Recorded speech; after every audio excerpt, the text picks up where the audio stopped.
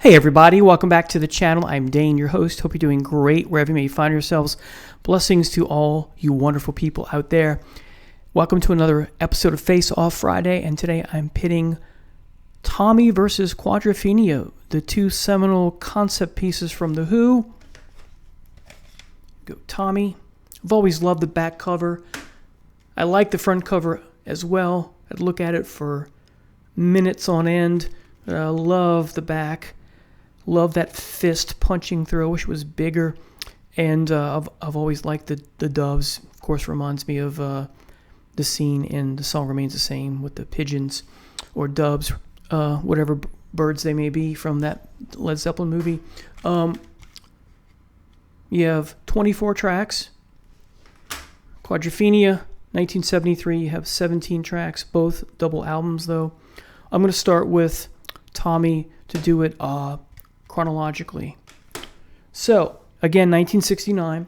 The first track is Overture, almost 5.5 minutes.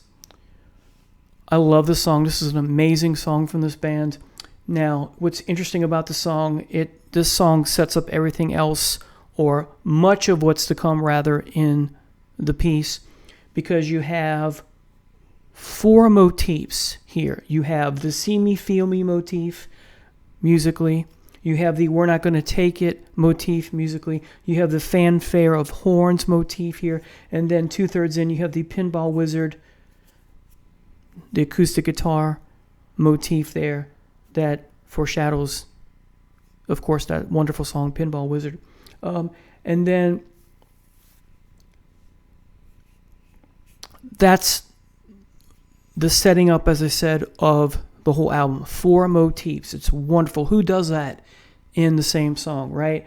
And Townsend's voice here, although it's very brief, is a very nice treat to hear. And vocally, Townsend's at his best in many regards. And the acoustic guitar of this Pinball Wizard motif is just amazing. I give this an 11 out of 10. It's a master stroke of a song. Next is the very short It's a Boy, 38 seconds long. I wish it were longer, but it is good. I give it an 8 out of 10. And definitely inspiring Wasp, Kiss, and Queensryche, because on their respective albums, The Crimson Idol, a concept piece, you have early on a song that has Boy in the title. I forget the exact name.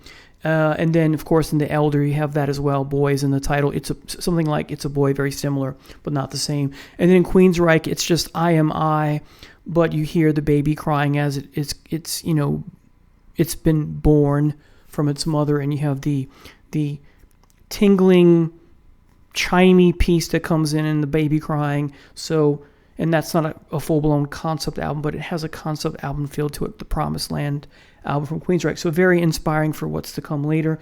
8 out of 10 for this 39-second track. Again, It's a Boy. The third track, 1921, of course, about the year.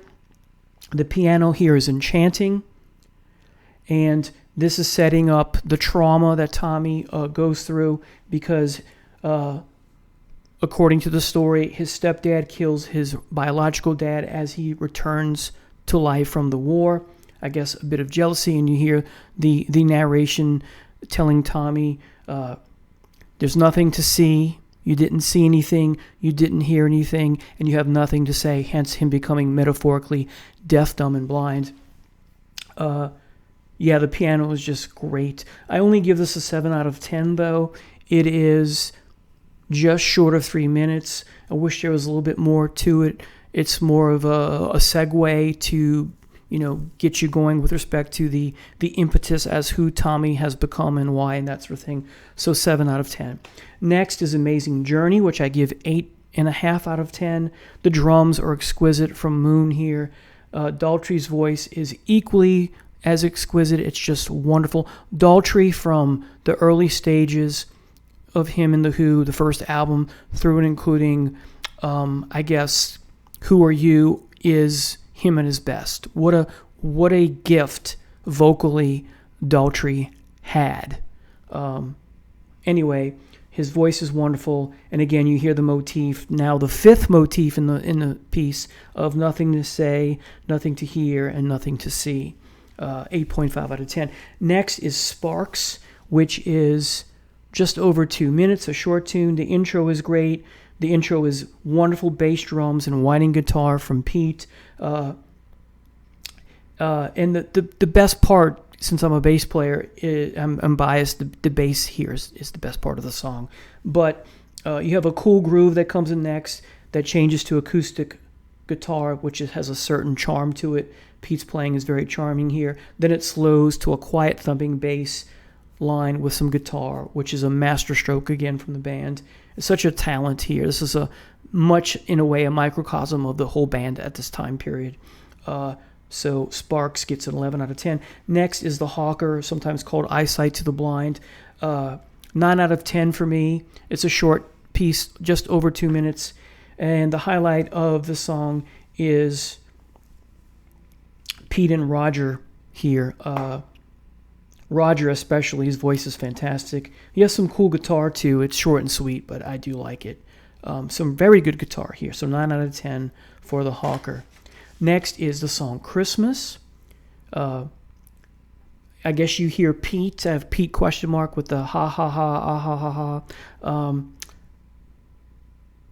At first, I would, for the longest time, rather, I would say this is an okay song. But pinball is mentioned, the game, the playing of it, so setting up, kind of foreshadowing what's to come with that song. But Daltrey's voice makes up for the kind of lackluster at times part of the piece. And the chorus is great. And then, of course, what makes the song great is because the second half, you get the Tommy, can you hear me part, okay? And then you have the see me, feel me, touch me, heal me, great. It's just great. That touch me, heal me, what I'm trying to say is just a great, emotive, compelling, riveting part of the song here. This is where the song gets great once Daltrey comes in after pinball is mentioned, the game. How Can He Be Saved is mentioned as well. So the first half a bit lackluster, but it's made up for what's to come with the motifs and whatnot. So I give it a 9 out of 10. All right, next, Cousin Kevin, who tortures sadistically Tommy 4 different ways, which I won't go into. I like the first third of the song. It's a bit too long. It needs some editing. The vocals are the best part of the song at time, but only give it a 6 out of 10. Next, you have the Acid Queen. I think this is a good song, not a great song. Some people cite this as one of their favorite songs on the album. It's not for me. I'm not a fan about the country-esque guitar solo, the last third of the song. I like more of the country-esqueness that is on Quadrophenia. But the drums here are great. It's a song about healing. Key part of the story, Tommy going to see different people to become whole again. There's a great chorus here, but I only give this a 7.5 out of 10. There's a missing ingredient here. I'm not sure what it is. Next is Underture. It's only one of the 2 epic tracks here. The percussion has a classical vibe to it at times. The acoustic guitar is wonderful. It's masterful. The bass as well. It's a good song, or a very good song, but it's a bit too long. The ending crash is fantastic touch, though. I do like it. I give it an 8 out of 10. I remember one critic said that the Underture is underwhelming. I wouldn't go so that far. I give it an 8 out of 10, which for me is very good. All right.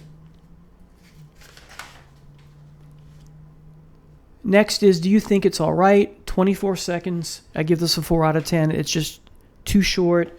Just make it part of something else. You have the wicked Uncle Ernie, which, don't quote me on this, I think is Keith Moon's voice here. I think he played him in the movie. I haven't seen the movie since I was a kid. My mom and dad took me and my sister to see this at the drive-in. And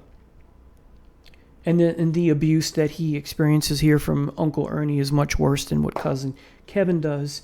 And that segues into the next song, Fiddle About, which I think is a piece that I think, Do You Think It's All Right? And Fiddle About just need to be excised from the album. Perhaps make it as a part of the Underture and make it one song. But overall, I think that I understand that they're crucial to the story because of the trauma that poor Tommy keeps experiencing over and over again. But just make it part of the previous song, I guess, or make both of these one song. And just the song lines of fiddle about, just kind of, it's just lackluster. So 3 out of 10 for Fiddle About, 4 out of 10 for Do You Think It's Alright. Next, one of the highlights of the album, Pinball Wizard, Long at Last. Best song on the album so far.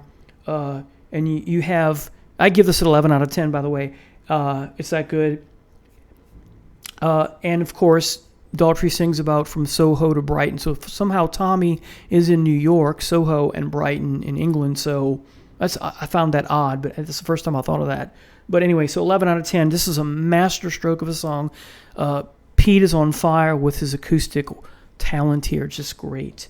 Then you get There's a Doctor. This is very Kinks-like. I love it. I love the fact that it's Kinks-like, but it's too short, so I just give it a 6 out of 10. I wish there was more meat on the bone here. There isn't, but so that's why I give it a 6 out of 10. Then you have the wonderful Go to the Mirror, a 10 out of 10 song. It's compelling. The motif returns, and the drums are just phenomenal. They're above phenomenal. Then you have Tommy, Can You Hear Me? 10 out of 10. I can sing this. It's in my head.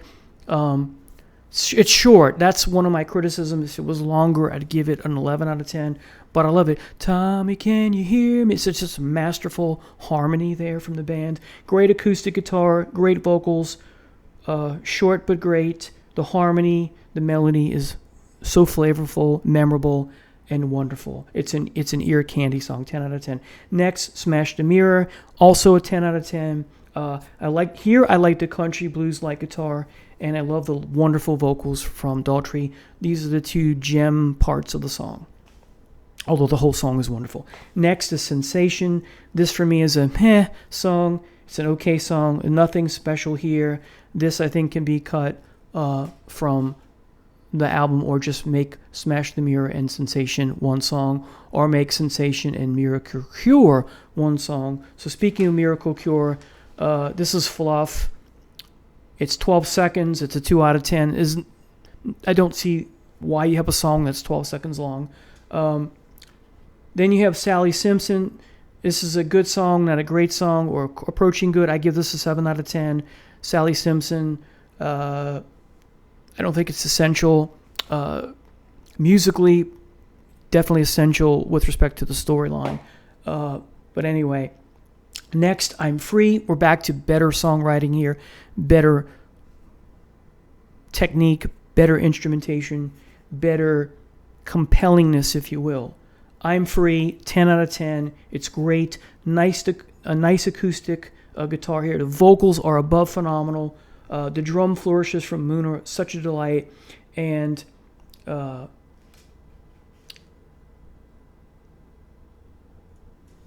it's just great. So 10 out of 10.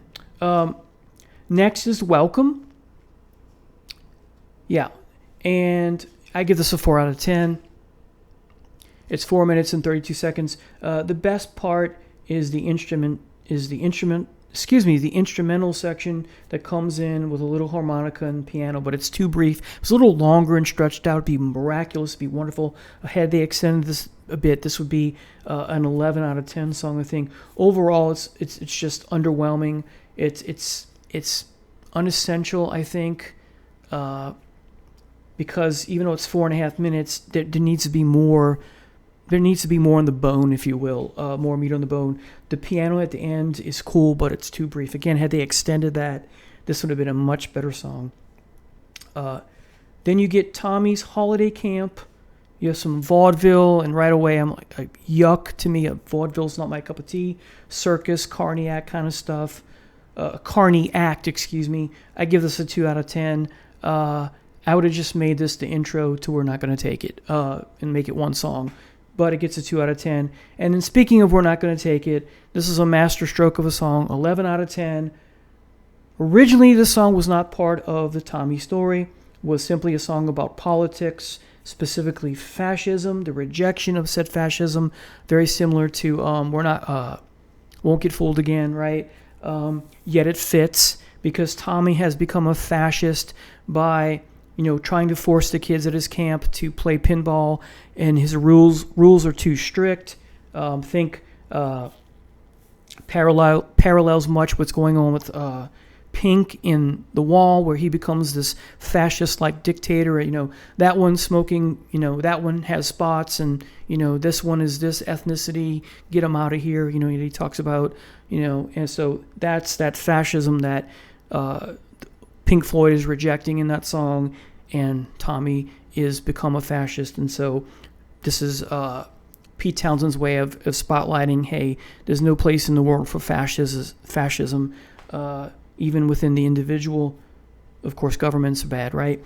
So you have the see me, feel me motif return. You have the listening to you, right? It's great. That motif is back. And then Tommy's disciples reject him, right? Because, again, Tommy's rules are too hard, and this sense of hero worship fails.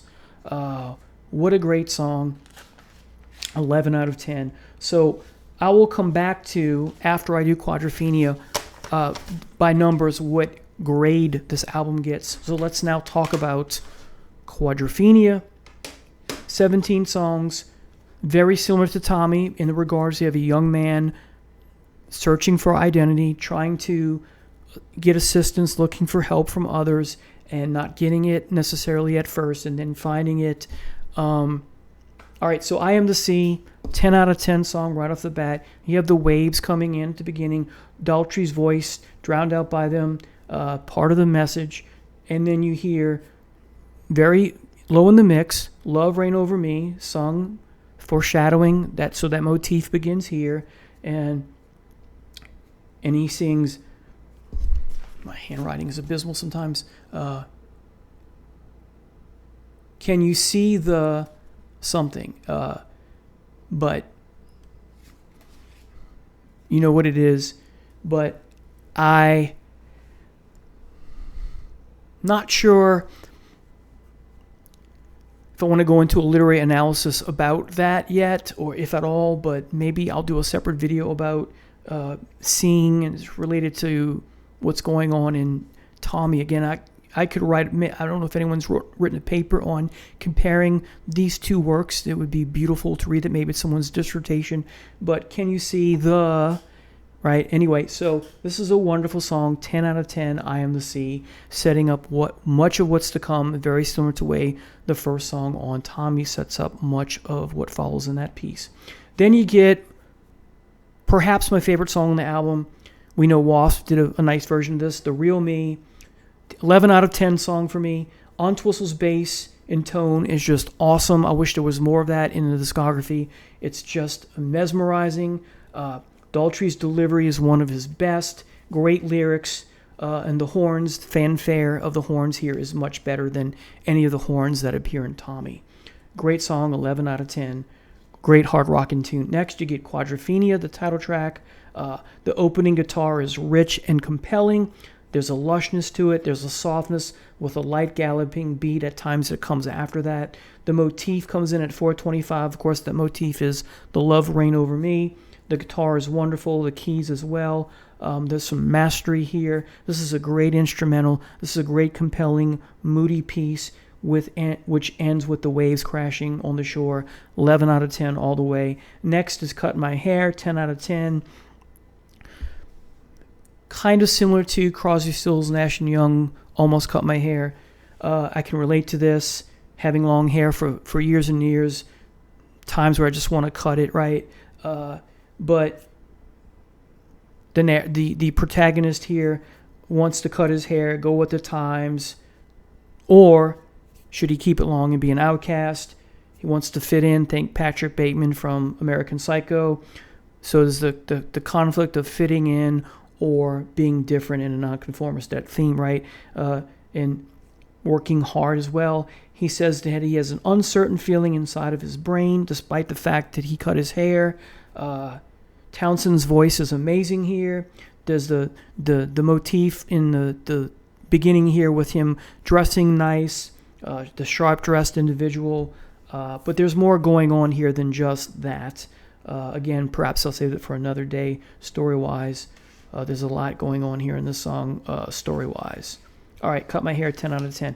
Next, the punk and the Godfather. The vocals, the bass, the guitar, and the drums all gel together perfectly. The harmony with those is wonderful. And during times of the song, I should say, but not the slow section. This is an 11 out of 10 song. This is great. This is another masterstroke from the band. Then you get I'm One. You have the country rock style ballad here. Great acoustic guitar. Then it picks up the beat a bit, and Pete's voice here is dynamite. I give this a 9 out of 10. Then the next two songs I give 7 out of 10s. I mentioned this in a previous video when I was talking about great albums or something to that. And The Dirty Jobs is a 7 out of 10. It's an okay song. Part of the story, we get that's part of the story. It's great in that regards, but musically it's just okay. With respect to Helpless Dancer, much of the same, 7 out of 10. Doesn't sound the same as the previous song, but what I like here is Daltrey's phrasing, and the piano here is excellent. But the horns I can do without. This is the only song in the album where I don't like the horns. Near end, you have an excerpt sampled from The Kids Are All Right. You hear that exact phrase, I think, or part of that. Then you hear Is It Me? For a moment, the protagonist, again, dealing with the identity crisis. So from a storyline point, plot, and thematically perspective, it's great, but musically, 7 out of 10. Then you have Is It In My Head? Again, part of what the protagonist is going through is all his four-way schizophrenia, if you will, because quadrophenia is a made-up term. It's not a true clinical terminology, but is what he's experiencing in his head. And he hears, you hear Daltrey and Townsend, essentially Daltrey and Townsend share vocals on here. It's great. I think it's Daltrey who sings, I hear the music of a heartbeat, and that's a wonderful line. It's a golden line of this song, very poetic. This song is about the head versus the heart, very similar to Rush's Hemisphere song. And then you have this is a great slow tempo type song. Great slow tempo song. Great. I give this an 11 out of 10. Is It In My Head? Next, I've Had Enough. Right off the bat, I can tell you this is an 11 out of 10 song. Here, I like the country-esque styling guitars. Daltrey and Townsend share vocals again. The drums are fantastic. You have the return of the motif of the Love Reign Over Me, and the vocals too. Just great. So the music is in the vocals of Love Reign Over Me are great. 11 out of 10. Next, 515, another great song, 11 out of 10. Here, the horns are amazing. I love it here. The great horns, great piano. This is a wonderful tune all around. I used to have the vinyl greatest hits, The Who, with the shirt, and then on the back was a listing. And this was a song I always skipped for some reason, and I discovered it later. And I'm late to this. I saw it as a kid, like 8 years old, but I didn't appreciate it. At the drive-in, it wasn't until I'm probably 19 that I'm really getting into The Who. 18, maybe 17, but anyway, and listening to these songs in the context of a concept piece is what I mean. So, yeah, I had this on the Greatest Hits album. I got that as a birthday present or Christmas present, the vinyl record, which I don't have anymore. This song has a Martha Hoople, Ian Hunter feel about it for some reason. The chorus, inside, outside, I love that. Daltrey here is great again, and you have some pretty cool rocking guitar here. So 11 out of 10 for 515. Sea and Sand is next. Acoustic intro, Daltrey's voice, again, more splendiferous vocal stylings from Daltrey at his peak here, perhaps. Another song about dress and fashion, having the right haircut, wanting to be with a certain female. Again, if you go back to The Real Me, I guess it's the same girl who lives in that yellow house who doesn't want to know me now, right? He seems like he's trying to live his life because he's dressing sharp again, worrying about his looks. And then Townsend is just playing his ass off here. It's great. And then Sea and Sand is essentially the protagonist having a manic episode, 11 out of 10 song, and then Drowned is him coming down from that. This is a 10 out of 10 song, but the protagonist coming down, he wants to, delete himself. So he is having a depressing episode. So this is a nice rocker at times, up-tempo despite the song title. The drums are great. Daltrey sings Set Me Free. Great guitar. Hints of piano are great. Like the horns here. The instrumental section at the end is just masterful, and you get the seagulls to end. Of course, he doesn't end, but he wanted to. But 10 out of 10. Then you get Bellboy. You have a nice drum intro, a bit repetitive, but it's the motif. The drums are part of the motif of the album. And you have the quirky voiceover of Keith Moon playing the bellboy, I guess. Very Monty Python-esque, meets the Beatles in their quirkiness, or the bit from Admiral Halsey from Paul McCartney, that quirkiness, right? Hands Across the Water, kind of like that, but not exactly the same. In the singing, if you will, or talking from Keith Moon is that quirky stuff that I mean. And the guitar is the best part of the song. I give this an 8 out of 10. Then we have Dr. Jimmy. You have the song beginning with a oncoming thunderstorm, then the fanfare of horns. Daltrey's hurried-like vocals and angst and energy is just driving and amazing. The drums are great, the chorus is great, and then you get the "Is It Me" for a moment, and then the singing of "The Stars Are Falling" or the stars are calling, I'm not sure which, and then "The Heat Is Rising," which is repeated over and over. This song could be a bit shorter. I'd cut it in half. There's too much repetition of the chorus and what's going on overall with the different pieces, parts. I would cut it down to maybe half or 2/3. The piano at the end, however, is a nice touch. And then, of course, you have that hint of the Love Reign Over Me as well. Motif comes back, but very low in the mix to segue into the next song, which, of course, is The Rock. But Dr. Jimmy, I give an 8 out of 10. So The Rock, 10 out of 10. This is an overture or an underture, but it's late in the album. Second to last song. The drums are a great introduction to the song. The guitar is nice as it comes in. The piano and strings are beautiful. Townsend's guitar is rich and emotive and compelling. The motif of the drums returns. The fanfare of horns returns as a motif. You have the middle guitar part that comes in with drums. Sounds borrowed from some triumphant march, but I'm not sure if that's correct or not, but it sounds familiar. It's still cool and part of the song. At the 4-minute and 45-second mark, you have the Love Reign Over Me motif comes back, the music part, and then Townsend's wonderful bluesy, moody guitar, then killer drums, and a whimsical, circus-like bit comes in, that to and fro between the killer drums and a whimsical piece, and then it ends with a thunderstorm. It's an amazing song, 10 out of 10. And then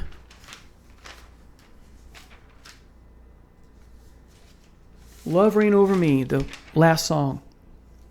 I give this an 11.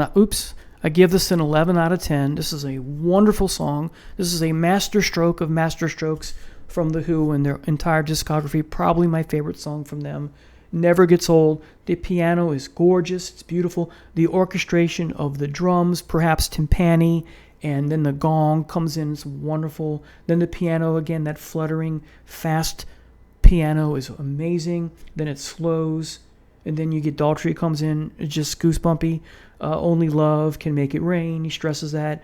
Daltrey's overall in the song, Daltrey's passion in his vocals, in his emotion in his vocals, and his vocal range is just off the charts here.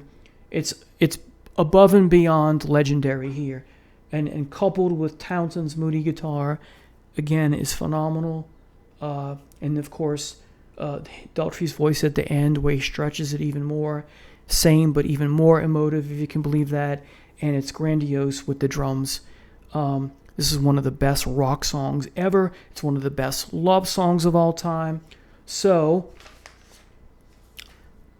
which of the two of these albums is better? Well, if you do it by the numbers, you add everything up, you divide by the number of songs, this is a 7.5. I know that's blasphemous.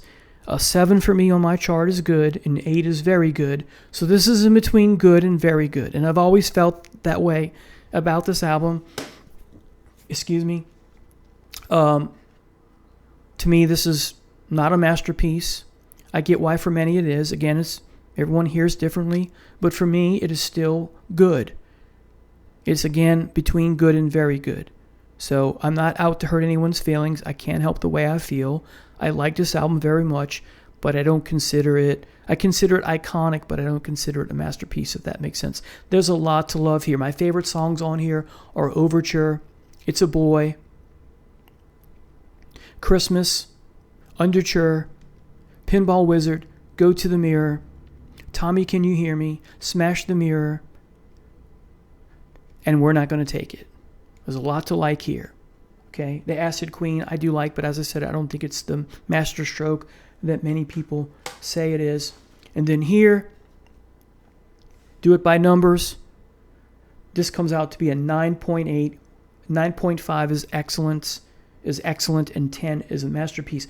So it's 9.8. For me, it's close enough to call it a masterpiece, and I've called this a masterpiece for years. So I didn't have to do this by the numbers because I've always felt that this was a little short of the mark of the status that it's given. Again, not out to hurt anyone's feelings. This, I've always felt, is a masterpiece, despite the fact that 2 of the songs I give a 7 out of 10. But you have 15 out of 17 songs that are just amazing. 2 songs are 7s, the rest are 8 out of 10 or higher. Have a lot of 10 out of 10s here. Have a lot of 11s out of 10 here. So that makes sense. Now, overall, Quadrophenia, in my humble estimation, succeeds where Tommy fails in part. Tommy's not a failure. As I said, it's a good album. It's a good concept piece. But Quadrophenia succeeds in one place where Tommy fails, and that is it's more cohesive than Tommy. There's things in Tommy that I think you can excise. Like I said, you can get rid of Fiddle About and Do You Think It's All Right and some other parts. I would even edit out the first part of Christmas because I like that song and gave it a 9 out of 10. Miracle Cure and Sally Simpson, Tommy's Holiday Camp, right? There's other ways to incorporate those story bits in other songs.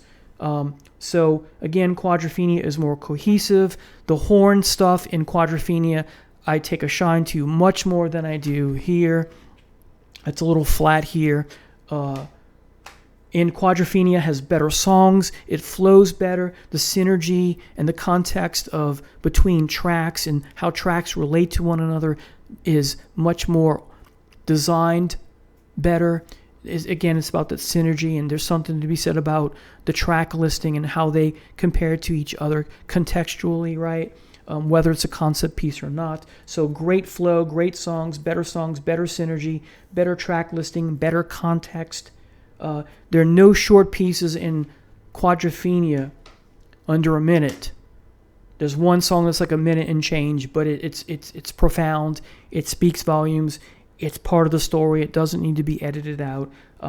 So no songs in Quadrophenia need to go bye-bye. There is a song or two that needs some editing, but it doesn't need to disappear from the album entirely.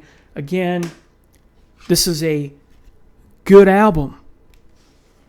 This is an excellent, dare I say, this is a masterpiece for me, even though it's not a 10, it's a 9.8. Thank you so much for watching. Take care. I'll see you next time. Bye now.